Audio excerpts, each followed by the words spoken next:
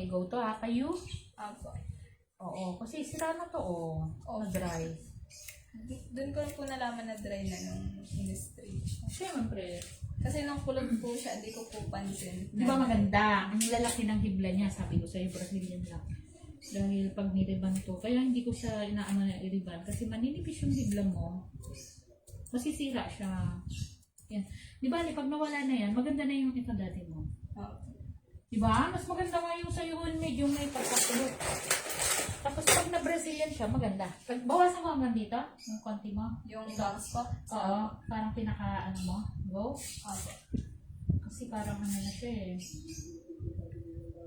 Parang patay na po yung yung dulo niya, parang patay na.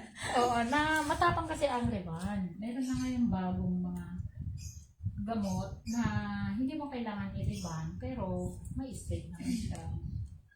Yan, okay na yan. Tapos, unti-unti na maano siya. Pero, maganda yung ano niya, yung outcome niya. Go to ha. Apo.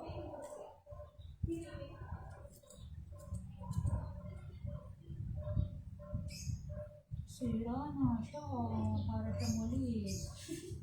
Pwede na ano. Oo, pwede mo nang ilibing ba? Kasi gusto niya magpa-straight ng ano eh. Brazilian lang.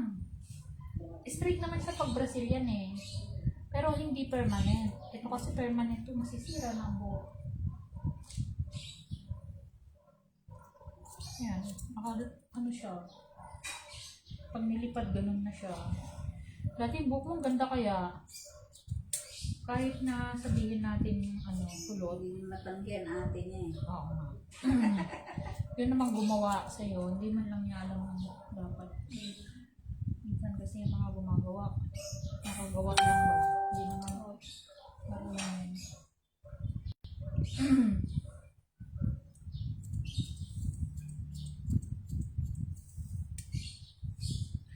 Hello!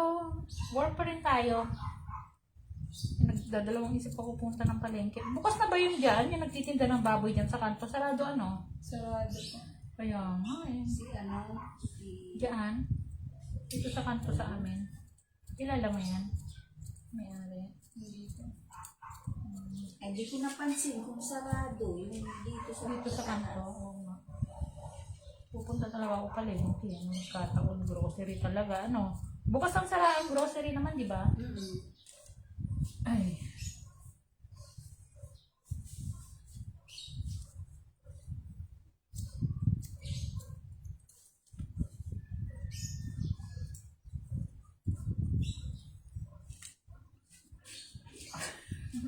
Matigas. Tigas na siya. Hindi na ano. Hindi na siya kagaya dati. Dati pag sinukulay mo siya, ano, maganda kasi medyo kulot-kulot. Oo nga, kaso ito parang na-dry siya. Parang ayaw bumalik ko. Pero ayaw mo na. Pag natanggal na eh, okay na. Brazilian lang.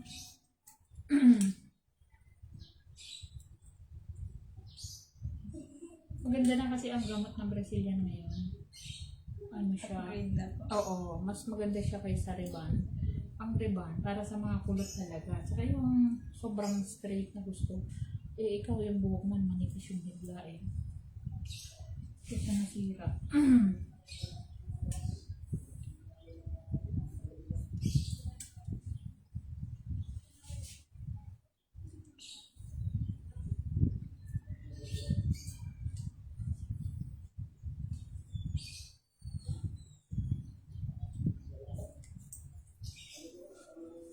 Nagkulay din po kasi ako nung noon pa eh. Kaya yung dry na po yan. Yan po yun. Oo. Okay lang, kahit magkulay ka kung magpariban. Basta marunong yung nagre-riban. Minsan kasi matapang na pang-riban yung ginagamit sa kagaya ng buhok mo.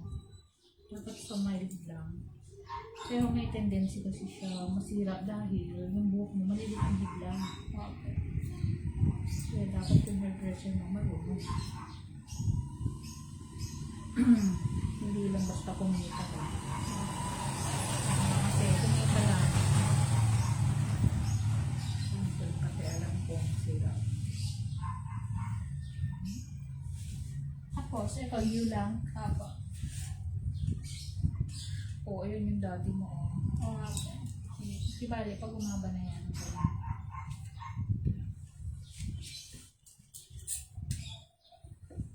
Soft layer ko rin to, ha? Apo. Payo ko, ha? Hindi pa big. Apo.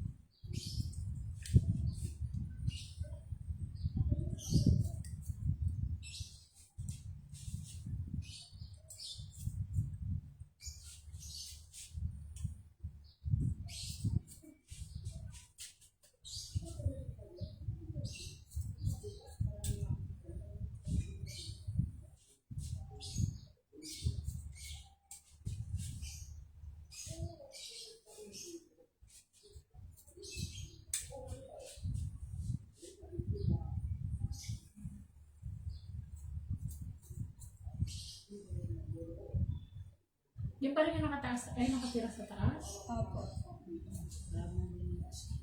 Yung madumar ko. Yan, medyo ano na siya.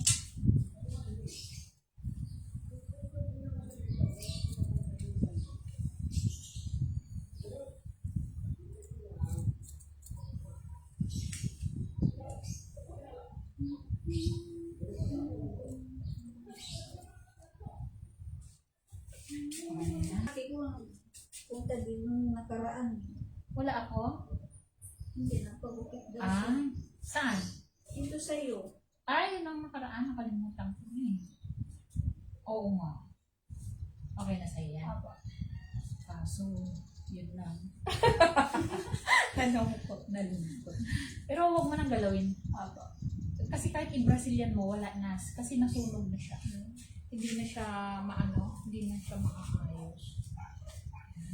Kasi kahit nasabihin natin, iba Brazilian sana, wala eh. Na dry? Na-dry na siya. Oo. Hindi siya makukuha na. Kasi yung rebonding, yung number 1 no, matapang. Opo. So wala na, hindi na nila masunog kasi siya. Once na may neutralizer na siya. May ano po, may, yung ate ko po kasi may binigay po sa akin na ano, yung dream mode din po siya. Na.